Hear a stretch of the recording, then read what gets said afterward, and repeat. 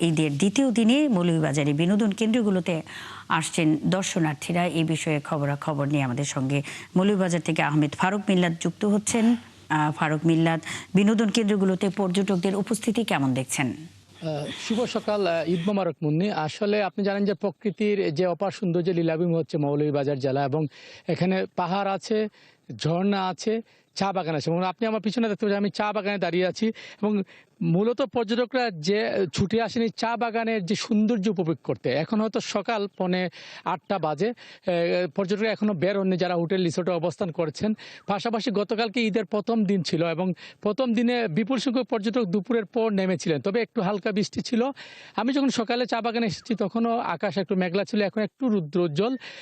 হয়তো 10টার পরে পর্যটকরা হয়তো ভিড় করবেন এইসব পর্যটন স্পটগুলোতে। বিশেষ করে এখানকার লাউয়াচড়া জাতীয় উদ্যান আছে, মাধবপুর লেক আছে, চা বাগান আছে, 71 বধ্যভূমি আছে, এবং বড়লেখাতে আছে মাধবকুণ্ড জলপ্রপাত। এবং এখানকে ছড়িয়ে ছিটিয়ে পর্যটকরা মূলত ঘুরে বেড়ান, ফলে একসাথে পর্যটকরা জড়ো হন না, যার কারণে তো বোঝানো যায় না কি পরিমাণ পর্যটকরা আসেন। তবে মোটামুটি ঈদের যে 6-7 দিন ছুটি আছে, 6-7 দিন ছুটিতে হয়তো লক্ষাধিক পর্যটকের সমাগম ঘটবে, এমনটা আমাকে জানিয়েছেন এখানে হোটেল রিসোর্ট সহ যারা ট্যুর অপারেটর, যারা মানে পর্যটন ব্যবসার সাথে সংশ্লিষ্ট আছেন। পাশাপাশি আপনাকে একটু জানিয়ে রাখি যে এই বিপুল সংখ্যক পর্যটকদের নিরাপত্তা নিশ্চিতে ইতিমধ্যে জেলা প্রশাসন এবং ট্যুরিস্ট পুলিশের পক্ষ থেকে সার্বিক নিরাপত্তা ব্যবস্থা নিশ্চিত করা হয়েছে। দিনে এবং রাতে হোটেল রিসোর্ট থেকে শুরু করে পর্যটন স্পটগুলোতে তারা নজরদারিতে রেখেছেন। এবং আমাকে যেটা রিসোর্ট হোটেল মালিকরা জানিয়েছেন যে ইতিমধ্যে প্রায় 70 ভাগ বুকিং হয়ে গেছে। এই 2-3 দিন থাকবে পর্যটকরা, তারপরে তো কিছুটা ভাটা যেতে পারে। তবে তারা আশা করছেন আগামী যেহেতু শুক্র শনিবারও আছে এবং 26শে মার্চ একটা ছুটি আছে, যদি এই তিন দিনে আরও কিছু পর্যটকরা আসবেন।